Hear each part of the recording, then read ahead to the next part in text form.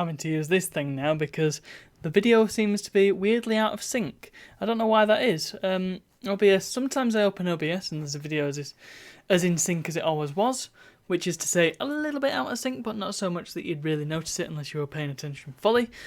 But lately it seems to also sometimes open and the video is really out of sync, and so it looks a bit like this if I wasn't to match up the synchronization.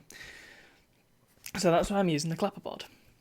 This is a very interesting clapperboard. This came actually from the National Media Museum, which I mentioned in the vlog yesterday. And I've actually looked at professional clapperboards because, well, this one's fine. It does a job.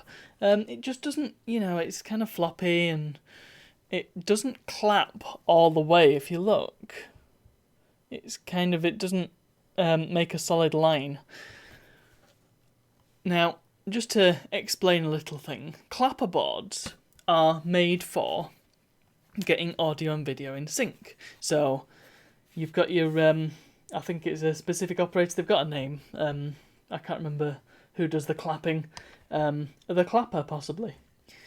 And they'll come in and they'll do scene one, take one, action, and they'll have all this stuff filled in as well. As you can see, this is supposed to be a novelty thing, hence why it's got fake sort of grime and stuff on it. And weathering, that's the word I was looking for. But they would probably have all this stuff filled in if it was a professional production, unlike this. And so they come on and they clap the board, and the idea is it makes a very sharp sound, which you can then link up to the visual of the board being together like this. And on more professional clapperboards, it does make a solid shape.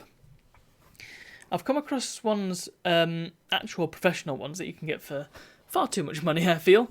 And they have sort of colourful arrows, and they've got a whiteboard down here, which I think is a bit better because, well, who has chalk knocking around these days? Then again, I don't think this is actual chalkboard material. I think it's just...